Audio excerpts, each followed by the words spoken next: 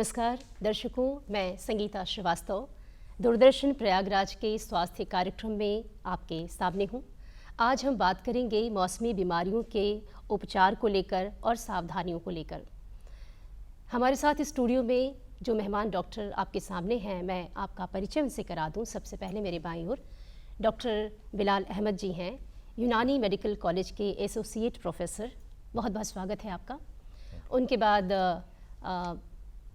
Health department से हमारे पास हैं स्वास्थ्य शिक्षा अधिकारी जियालाल यादव जी, और उनके जस्ट बगल में ही आप सुभाष यादव जी से मिलेंगे, जो कि होम्योपैथिक डॉक्टर हैं, और उनके जस्ट बाद चर्म रोग विशेषज्ञ के रूप में हमारे साथ चर्चा में शामिल हैं डॉक्टर सिद्धांत रस्तोगी जी। आप सभी का बहुत बहुत स्वागत करते हैं।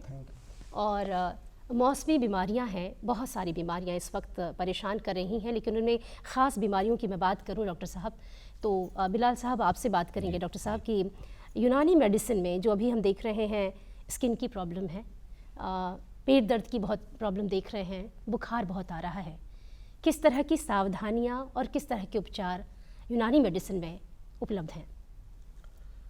थैंक यू मैडम, आपने बहुत ही रिलेटेड क्वेश्चन जो हमारे दर्शकों के लिए जो बहुत ज़रूरी है उससे पूछा है। ख़ास तौर से मैं बताता चलूँ कि मैं एसोसिएट प्रोफेसर हूँ स्टेट यूनानी मेडिकल कॉलेज में। वहाँ तकरीबन 7 साल से मैं अपनी सर्विसेज दे रहा हूँ, और हमारा हॉस्पिटल बिल्कुल शहर के बिल्कुल हार्ट में है, और वो बहुत ही फ़ायदेमंद है लोगों के लिए। बहुत ज़्यादा तकरीबन 500 से 600 की डेली ओपीडी होती है। किस तरह के मरीज आ रहे हैं डॉक्टर साहब? इस मौसम में जिस तरह से आपने जिक्र किया है जी, तो ज़्यादातर आजकल वायरल कंडीशंस जो है, जिसमें एलर्जिक राइनाइटिस है, स्किन डिसऑर्डर्स है, जिसमें बहुत डिफरेंट तरह के इरेप्शंस हैं। ख़ास तौर से अगर हम बात करें तो फंगल इन्फेक्शन बहुत कॉमन है, क्योंकि इस मौसम में बॉडी का जो एरिया वेट रहता है या जहाँ पर मॉइस्चर रिटेन रहते हैं, वहाँ पर इस तरह के इन्फेक्शन की जो अपॉर्चुनिस्टिक इन्फेक्शन होते हैं उनके ग्रोथ के चांसेस ज़्यादा होते हैं। तो बेसिकली हम उसमें हमारा जो कंसेप्ट है यूनानी का ट्रीटमेंट का, कि हम इस तरह की दवाएं देना चाहते हैं जो इस तरह के इन्फेक्शंस को बिल्कुल ग्रो ना होने दें। यानी हम सबसे पहले उनको ये बताते हैं कि वो उन एरियाज़ में मॉइस्ट को रिटेन ना होने दें, चाहे वो पसीना हो चाहे पानी हो।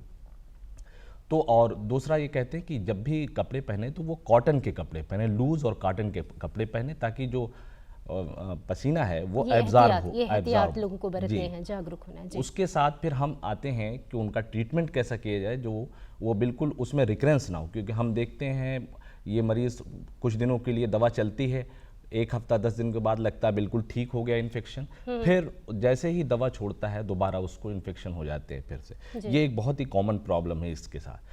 तो उसमें हमारे यहाँ बहुत कॉमन दवाएं हैं, कुछ मैं उनका कुछ खास नाम दवाइयों का जिक्र कीजिएगा। वहाँ पर हम जिन दवाओं को इस्तेमाल कर सकते हैं, अगर देखा जाए तो जैसे नीम की पत्ती है, उसको हम साए में सुखा के उसका ड्राई पाउडर कर लेते हैं। उसमें संदल, जिसको चंदन के नाम से भी मार्केट में वो चीज़ अवेलेबल है, उसको भी उसमें शामिल कर सकते हैं। काफूर है जी। इनका एक डस्टिंग पाउडर बनाकर हम लोकली जो है वहाँ पर मॉइस्ट को ख़त्म करके वहाँ पे डस्टिंग कर सकते हैं दिन में 2 से 3 बार जी। इसी तरीके से हम वहाँ के एरिए को क्लीन करने के लिए गंधक के पानी से हम उसको फिटकरी, इस तरह की दवाओं का इस्तेमाल करके उस एरिया को फंगल से या जो भी उस तरह का ऑर्गेनिज्म है उसको वहाँ से हम रिमूव करते हैं। डॉक्टर बिलाल, मैं आपको यहीं पे रोकना चाहूँगी। हमारे साथ चर्म रोग विशेषज्ञ सिद्धांत जी भी हैं, और फिजिशियन होम्योपैथी के डॉक्टर सुभाष यादव जी भी हैं। मैं सबसे पहले सिद्धांत जी आपसे बात करना चाहूँगी कि स्किन की बहुत प्रॉब्लम देख रहे हैं हम। देखिए, पेट दर्द की प्रॉब्लम है, आप स्किन स्पेशलिस्ट हैं, आप उस पर थोड़ी रोशनी डालिए कि त्वचा से रिलेटेड किस तरह की प्रॉब्लम्स अभी इस मौसम में देखी जा रही है और उसके क्या निदान हैं। देखिए, जैसे आपने पूछा कि इस समय गर्मी बहुत है, उमस बहुत है, तो मॉइस्चर रुक रहा है, तो जो हमारे रेगुलर ओपीडी में जो इस समय पेशेंट्स जो काफ़ी दिख रहे हैं, फंगस इन्फेक्शन हो गया, थोड़े फुंसी हो रहे हैं, तो ये सब काफ़ी ज़्यादा बीमारियां फैल रही हैं। जैसा सर ने बताया, सबसे ज़रूरी जो हमें बचाव कैसे कर सकते हैं फंगस इन्फेक्शन से, कि रूखापन रख के, जहाँ फंगस कैसे उगता है, जहाँ नमी मिलती है, तो हम जितना ज़्यादा उसको ड्राई रख सकते हैं, ड्राई कैसे रख सकते हैं, हाइजीन कैसे मेंटेन कर सकते हैं, क्योंकि बहुत पसीना है इस वक्त, इतनी उमस है। हाँ जी जी, उसका ख्याल कैसे रखा जाए? कि आप हर रोज नहाइए और हमेशा साबुन, लाइट सोप यूज़ करिए, कोई भी सोप यूज़ करिए मगर लाइट सोप होना चाहिए। और नहाने के बाद पैड ड्राई करिए, उसे रगड़िए मत, नहीं तो अगर कोई भी आप शरीर का हिस्सा रगड़ेंगे तो वहाँ पे इरिटेशन हो जाएगी। बेसिक कोकोनट ऑयल, जो सादा गरी का तेल होता है, उसको इस्तेमाल करिए, उससे चमड़ा मुलायम रहेगा, खुजली करने की इच्छा नहीं रहेगी। और अगर किसी वजह से हो भी जाए किसी को फंगस इन्फेक्शन, तो हमें सबसे पहले ध्यान रखना चाहिए अपना तौलिया साबुन अलग रखिए। एक तरह की छुआछूत की बीमारी है, 1 से 2, 2 से 4 घर पे और लोग को शिकार हो जाता है। दूसरी जो एक बीमारी में बात करता हूँ, फोड़ा फुंसी, एक बैक्टीरियल इन्फेक्शन होता है, जैसे इम्पेटाइगो कहते हैं, वो खासकर बच्चों में दिखता है और एक बच्चे से दूसरे बच्चे में फैलता है। एक बैक्टीरिया कहलाता है स्टेफाइलोकोकस, उससे इन्फेक्शन फैलता है। तो इसमें भी हमें एंटीबैक्टीरियल क्रीम आती हैं, आपके कहते हैं एंटीबायोटिक्स आती हैं, जो भी आपके आसपास कोई एलर्जी की बहुत प्रॉब्लम देखी एलर्जी की, जी, हाँ। जी। तो एलर्जी भी है और इन्फेक्शन, दोनों चीज़ साथ की साथ चलती हैं। जी जी। तो आपकी बातों से लग रहा है कि उपचार से ज़्यादा हमें बचाव पर ध्यान देना। जितना बचाव पे ध्यान देंगे उतना कम इस्तेमाल होंगी आपकी दवाइयाँ। जी जी। सुभाष जी, कुछ कहना चाहेंगे आप इस पर, क्योंकि आप होम्योपैथी से हैं, होम्योपैथिक दवाइयाँ किस तरह का रोल अदा करती हैं और कितना कारगर निदान दे पाती हैं? धन्यवाद। इस बरसात के मौसम में आप सभी लोग देख रहे हैं, सभी के घरों में स्किन की प्रॉब्लम एक कॉमन सी समस्या हो गई है। इसमें मुख्य रूप से एलर्जी प्रॉब्लम, जैसा डॉक्टर साहब ने बताया कि फंगल इन्फेक्शन, बच्चों की समस्याएं और फोड़ा फुंसी, तो कई बार बचाव डॉक्टर साहब ने बताया है, लेकिन हम कई बार देखते हैं कि हम लोग इलाज करते हैं, इलाज करने के बाद वो प्रॉब्लम पुनः बार बार आ जाती है। तो प्रिकॉशन तो हमें लेना ही लेना है, लेकिन इसका सबसे अच्छा सोल्यूशन ये होता है कि कुछ होम्योपैथिक दवाइयों के माध्यम से जो समस्या बार बार रिकरेंस होती हैं, वो समस्याएं समाप्त की जा सकती हैं। जी। जैसे फंगस इन्फेक्शन, कई बार हम लोग देखते हैं अपने ओपीडी क्लिनिक्स में, हॉस्पिटल्स में, पेशेंट ठीक तो हो जाते हैं लेकिन दोबारा कंप्लेन करते हैं। तो ऐसी कंडीशन में एक होम्योपैथिक दवा का नाम हम बताना चाहेंगे, आर्सेनिकम एल्बम 30 और नाइट्राम्यूर 30। अगर इसका सेवन 1 महीने तक लगातार किया जाए तो समस्या दोबारा रिकरेंस नहीं होती है। एक समस्या अभी आजकल आ रही है आर्टिकेरिया का। आर्टिकेरिया भी इस मौसम में कॉमन सी समस्या हो जाती है, जिसको पित्ती कहते हैं हम लोग जी। तो पित्ती की समस्या भी एंटीपायरिनम 30 और बेलाडोना 1 का सेवन अगर 1 हफ्ते तक किया जाए तो हमने देखा है कि सामान्यतः पेशेंट उससे ठीक हो जाते हैं, क्योर हो जाते हैं। जी।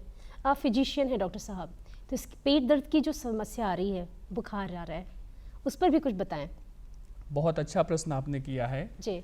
इस समय एक बहुत कॉमन सी समस्या देखने को मिलती है, बुखार। जी। और बुखार में भी नॉर्मल वायरल फीवर होता है। हमने सभी ने देखा है कि बुखार बहुत तेज हाई ग्रेड फीवर आता है। जी जी। आजकल हम सभी बच्चे हैं, बच्चों में हाई ग्रेड फीवर आ जाता है। हाई ग्रेड फीवर के बाद बच्चों में कन्वल्जन आने का फियर रहता है। जी। और आने वाले समस्या में लोगों के बीच में एक सबसे बड़ा भय का प्रश्न है डेंगू। जी। डेंगू की लोग एक प्रकोप सा आता है, तो इसमें बिल्कुल घबराने की ज़रूरत नहीं है। पिछले कई सालों से इस पे हमने काम किया है और इसकी बहुत ही अच्छी, पहले बात तो हम इसको 2 पार्ट में बताना चाहेंगे अपने दर्शकों को। जी जी। एक तो इसका बचाव पार्ट और एक इसका एक इलाज। तो हम पहले बचाव पे जाते हैं। हम सभी को 2 दवाइयाँ, एक जलसीमियम 1 4 बूंद सुबह शाम 3 दिन तक उपयोग करें और इसके साथ यूपिटोरियम 200 यूपिटोरियम 200 भी 4 बूंद सुबह शाम 3 दिन तक उपयोग करें। जी। इससे ये बहुत ही प्रभावी प्रिवेंटिव मेडिसिन है डेंगू की। जी। अब इसके बाद किसी वजह से डेंगू फीवर आ जाता है, हम टेस्ट कराते हैं, NS1 पॉजिटिव अगर आ जाता है तो बिल्कुल घबराने की ज़रूरत नहीं है। हम आजकल बहुत परेशान हो जाते हैं, लेकिन इसके लिए फ्लूइड इनटेक प्रॉपर लेते रहें और बराबर हर दूसरे तीसरे दिन CBC का टेस्ट कराते रहें।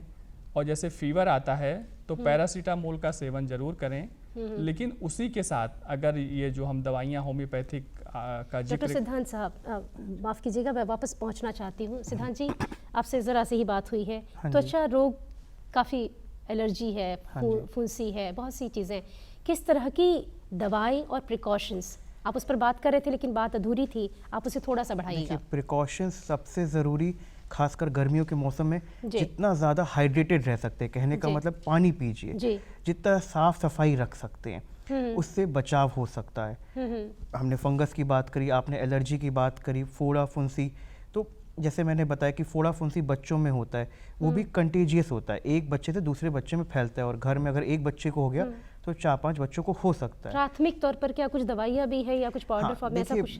बहुत बेसिक दवा, जैसे मैं बता रहा हूँ, बेसिक एंटीबायोटिक लगाने की और एक खाने की, और 2 हफ्ते में समाप्त हो जाता है। मगर इस चीज़ का ध्यान रखना है कि जब अगर बच्चे को फोड़ा फुंसी हो जाए तो और बच्चों से मिलन ना होने पाए, नहीं तो बच्चों में हो जाता है। खासकर जो एक बीमारी इस समय है इम्पेटाइगो कंटेजियोसा, ये नाम में ही कंटेजियस है कि बच्चों में फैलेगी।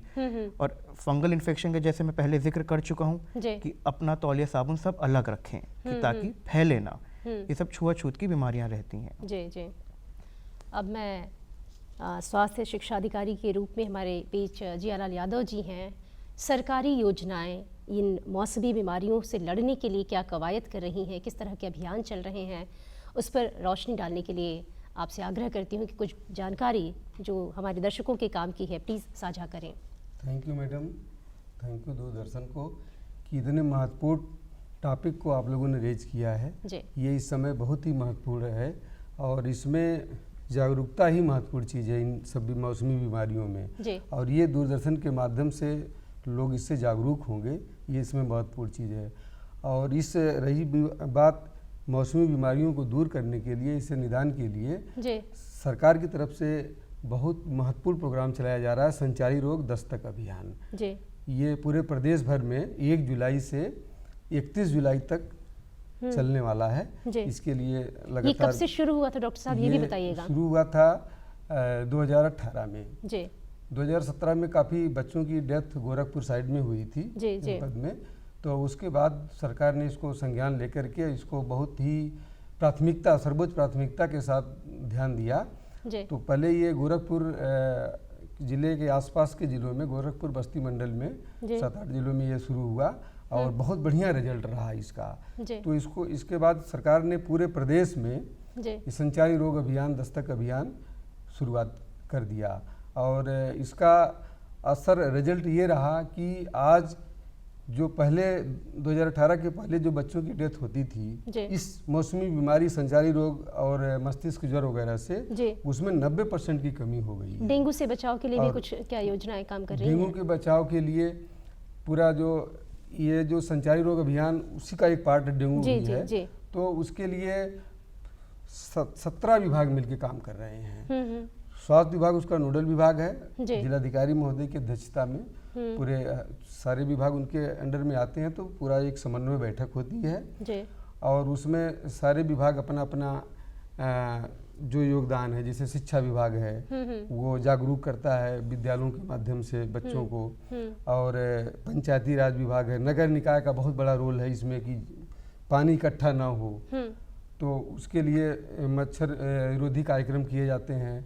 पंचायत विभाग सफाई अभियान पर फोकस करता है, झाड़ियों की सफाई, और जहाँ भी जल भराव है। क्या कुछ परिवर्तन देखा जा रहा है लोगों के स्वभाव में, लोगों की आदतों में, उस पर भी बात कीजिएगा। बहुत इसका असर जागरूकता का आया है, और इसमें जागरूकता ही मेन चीज़ है, नॉलेज होना और उसके बाद व्यवहार परिवर्तन। जागरूक होना, उसके बाद व्यवहार परिवर्तन। जब तक व्यवहार परिवर्तन में जब तक नहीं तब्दील होगा नॉलेज, तब तक रिजल्ट नहीं मिलता है। और ये धीरे धीरे लोग जागरूक हो रहे हैं सरकार के लगातार प्रयास करने से।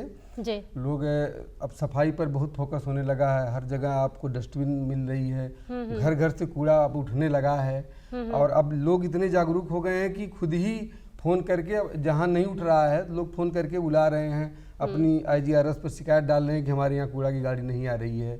तो अब लोग खुद जागरूक हो रहे हैं और सरकार भी लगातार प्रयास करके कूड़ों को उठवा रही है। सफाई कर्मचारियों द्वारा लगातार सफाई किया जा रहा है, पानी जहाँ एकत्रित होता था उसको हटाया जा रहा है, झाड़ियों की सफाई लगातार की जा रही है। तो इस तरह से ये सब करने से, और हर विभाग एक समन्वय बैठक जो करके कर रहा है, तो इसका असर पड़ रहा है। क्योंकि ये स्वास्थ्य विभाग का अकेले काम नहीं था, जब तक शिक्षा विभाग, पंचायती राज, फूड विभाग का भी इसमें इन्वॉल्व कर लिया गया है। जो खाने पीने की सामान जो है खुली रखी जाती है या अच्छे से नहीं बनाई जाती है सफाई से। फूड विभाग उस पर निगरानी रख रहा है और हमारा जो ये नगर निकाय का इससे बहुत सी बीमारियों को नियंत्रित करने में बहुत बड़ा सहयोग मिल रहा है। जी। और जिस तरीके से ये और इसकी सफलता को देखते ही इस संचारी अभियान के इसको साल भर में 3 बार चलाया जा रहा है। जी। जैसे ही एक तरीके से गर्मी की शुरुआत होती है, मौसमी बीमारियों की बाढ़ आने की शुरुआत हो जाती है, तो अप्रैल में 1 महीने के लिए चलता है संचारी रोग अभियान। और इसके बाद अप्रैल में चल चुका, अब ये आपका जुलाई में जैसे बारिश गिरने लगी, जुलाई में 1 महीने के लिए 1 जुलाई से 31 जुलाई तक चल रहा है। और इसके बाद फिर 1 अक्टूबर में चलता है, जब ये मौसमी बीमारियों का समापन के तरफ जाती हैं तो चलता है। और इसमें इसी में एक दस्तक अभियान भी चलता है, जैसे 11 जुलाई से चलेगा वो 31 जुलाई तक। इसमें हमारे आशा, आंगनवाड़ी और एनम तीनों लोग हर घर तक पहुंचते हैं। इसको घर घर अभियान बोलते हैं, दस्तक अभियान इसको बोलते हैं। 1000 की आबादी पर आशा होती है, आंगनवाड़ी होती है और एनम होती हैं। ये हर घर जाती हैं, लोगों को इसी जागरूकता के बारे में बताएंगी। बीमारी, मौसमी बीमारियां, संचारी रोग बीमारियां, डेंगू, मलेरिया, टाइफाइड, ये सब जितनी बीमारियां हैं। आपने जी साहब अपनी बीमारियों का जिक्र किया है। जी। तो डॉक्टर बिलाल साहब, मुझे आपसे एक सवाल करने का मन कर रहा है कि इम्यूनिटी, कोरोना के बाद इम्यूनिटी कहते हैं बहुत डैमेज हुई है, यूनानी दवाइयाँ क्या कुछ कर पा रही हैं और आप इस पर क्या कहना चाहेंगे? जी मैडम, बहुत बहुत शुक्रिया। ये बहुत ही अच्छा सवाल है। हालांकि कोरोना जैसी बीमारी जो है वो अब जा चुकी है, हम लोगों ने उसका बहुत ही खौफनाक मंजर देखा है और कैसे लोग परेशान थे, हर घर में, हर मोहल्ले में लोग किस तरह से गुजरे। लेकिन मैं कहूँगा, डॉक्टर साहब ने भी अभी जिक्र किया था कि हमारा हॉस्पिटल जो है कोविड का वो बना हुआ था सेंटर। हम लोग उस वक्त जो है आयुष डिपार्टमेंट की तरफ से आयुष काढ़ा के नाम से दवाएं बनती थी, जो शादी की शक्ल में, डिकॉक्टेशन की शक्ल में वो बनती थी और एम्बुलेंस से फिर वो महल्ले में ले जाकर लोग उनको पिलाते थे। और आपने पेपर में भी देखा होगा, इंटरनेशनल मीडिया ने भी रिपोर्ट किया कि उस काढ़े की एफिकेसी कितनी ज़्यादा थी और वो कितनी ज़्यादा इफेक्टिव हुई इम्यूनिटी को बूस्ट अप करने के लिए। क्योंकि जो भी उस वक्त लाइन ऑफ ट्रीटमेंट था वो कोई बहुत ही सर्टेन नहीं था कि यही दवा इसकी कारगर है। तो उसमें सब बेसिक कॉन्सेप्ट ये निकल कर आया था कि जो भी अफेक्टेड लोग हैं, जो भी इन्फेक्टेड हैं, उनको जो है इम्यूनिटी उनकी बूस्ट करिए, चाहे वो अच्छे खान पीन से हो, चाहे वो दवाओं से। हमारे यहाँ बहुत सारी ऐसी दवाएं हैं जो इम्यूनिटी को बूस्ट अप करती हैं। जैसे मैं मिसाल के तौर पर, जैसे ज़ाफ़रान है, अगर अच्छा ज़ाफ़रान हो तो इम्यूनिटी के लिए बहुत ही अच्छा होता है। जैसे बच्चों को कहा जाता है, छोटे बच्चों को दूध में ज़ाफ़रान घिसकर, तो बेसिकली उनकी इम्यूनिटी को वो इन्हांस करता है। इसी तरीके से अजगंध एक बहुत ही कॉमन दवा है, मार्केट में मिलती है, अश्वगंधा, इस तरह से वो भी बहुत ही वाइटल रोल प्ले किया उसने, उस तरह के प्रिपरेशन जो थे उसमें। तो हम लोगों ने उसमें, जैसे हमारे यहाँ पुरानी किताबों में लिखा हुआ है कि इम्यूनिटी के लिए बकरी का दूध जो है वो बहुत ज़्यादा। तो आप देखते होंगे जैसे डेंगू का जो सीज़न आता है तो उसमें ये होता है कि अगर कोई उससे मुतासिर होता है तो हम उसको बोलते हैं कि वो बकरी का दूध इस्तेमाल करे या लिक्विड वाली जो चीज़ें हैं वो इस्तेमाल करे ज़्यादा, जो ईजिली जो है डाइजेस्ट होकर वो इम्यूनिटी को बूस्ट अप कर सके। तो इलेक्ट्रोलाइट, आपसे मैं आपके पास आना चाहती हूँ डॉक्टर सुभाष जी, ये बताइए कि इलेक्ट्रोलाइट असंतुलन की जो बात सामने आ रही है उसको होम्योपैथिक दवाइयाँ किस तरह से ट्रीट करती हैं और इस तरह के मरीजों को आप कैसे देख रहे हैं? देखिए, इस मौसम में बहुत सारे बच्चों में दस्त की प्रॉब्लम होने लगती है, उल्टी की प्रॉब्लम, डायरिया होने लगता है जी। मुख्यतः इसी वजह से डिहाइड्रेशन की प्रॉब्लम आती है जी। इसकी कॉम्प्लिकेशन ये होती है कि कई बार सोडियम लेवल बहुत कम हो जाता है, पोटेशियम लेवल कम हो जाता है, जिससे कि हाथ पैर में क्रैम्प्स आने लगते हैं, बीपी बहुत लो हो जाता है। तो इसमें मुख्य रूप से जो ORS घोल आता है, जो भारत सरकार ने रिकमेंड किया है और प्रदेश सरकारों ने, जैसे जियालाल जी ने बताया है कि इन सब चीज़ों पे ध्यान दिया जाता है, इनके द्वारा वितरित भी किया जाता है स्वास्थ्य विभाग की तरफ से। तो सबसे सर्वप्रथम किसी भी को ये समस्या आए तो ORS घोल का सेवन जरूर स्टार्ट कर देना चाहिए जी। मैडम मैं हाँ, बिल्कुल आप कि ORS की इन्होंने बात किया, तो सरकार द्वारा हर ब्लॉक लेवल पर सामुदायिक स्वास्थ्य केंद्र में प्रचुर मात्रा में ORS उपलब्ध कराया गया है। और हमारी इसी अभियान के तहत हमारी आशा, आंगनवाड़ी और एनम हर घर में ले जाकर के देती हैं, प्रचुर मात्रा में देती हैं और बताती हैं कि मतलब इस तरह से प्रॉब्लम होने पर, डायरिया होने पर, तो इसको पिलाया करिए। जी, मतलब सरकार की तरफ से भी इस तरह से घर घर आंगनबाड़ी जाके दिया जाता है। दिया जा रहा है। डॉक्टर सिद्धांत, आखिरी में हम कार्यक्रम के समापन की ओर बढ़ रहे हैं। आखिर में मुझे लग रहा है कुछ बातें आपकी तरफ से अब भी रह गई हैं, क्या कुछ कहना चाहेंगे दर्शकों से? देखिए, काफ़ी कुछ हमने यहाँ कवर कर लिया है, बट जैसे अभी आपने लास्ट डिस्कशन पे बोला कि कोरोना के बाद इम्यूनिटी कैसे बूस्ट करी जाए। देखिए, मेरा जो मानना है कि पहले के समय और अब के समय में खान पान में ज़मीन आसमान का फ़र्क है। पहले घर की चीज़ें ज़्यादा खाई जाती, अब हम बाहर की चीज़ों पे ज़्यादा वो करते हैं। तो जैसे सर ने बताया, prevention is always better than cure. तो जितना ज़्यादा आप घर का खाना, घर का घी, घर का तेल, घर का कुछ नुकसान नहीं देता, तो जितना ज़्यादा आप घर का पौष्टिक खाना खा सकते उतना बेटर रहेगा। और रही बात इस मौसम में जो हाइड्रेशन की, जितना ज़्यादा हाइड्रेट रह सकते हैं, अभी बात हुई थी 10 की बात हो रही थी, तो ORS बहुत अच्छा ऑप्शन है। और साथ में अगर नहीं तो हम घर पे घोल भी बना सकते हैं कि नमक पानी डाल के, चीनी डाल के आपने उसका पी लिया। तो हाइड्रेशन और घर का खाना बेस्ट ट्रीटमेंट है। बहुत बहुत शुक्रिया, आप सबसे बहुत महत्वपूर्ण जानकारियाँ हमारे दर्शकों तक पहुँची हैं और मैं उम्मीद करती हूँ कि आप तक की जो स्वास्थ्य कार्यक्रम के ज़रिए जो जानकारियाँ आप तक पहुँची हैं वो बहुत ही लाभ की होंगी। और इन यूनानी डॉक्टर से जो हमारी बात हुई है, होम्योपैथिक फिजिशियन साहब ने जो आपको बातें बताई हैं वो आपके स्वास्थ्य वर्धन में काम आएंगी। डॉक्टर रस्तोगी चर्म रोग विशेषज्ञ के रूप में हमारे बीच रहे और काफ़ी महत्वपूर्ण जानकारियाँ उन्होंने साझा की हैं। त्वचा रोग से कैसे बचा जाए उसके लिए छुआछूत, आपने कहा कि एक का तौलिया, हम देखते हैं घरों में अक्सर होता है कि एक तौलिया दूसरा इस्तेमाल घर में और लोग शिकार बन जाते हैं बहुत, हाँ, फिर दूसरे भी उसके चपेट में आ जाते हैं।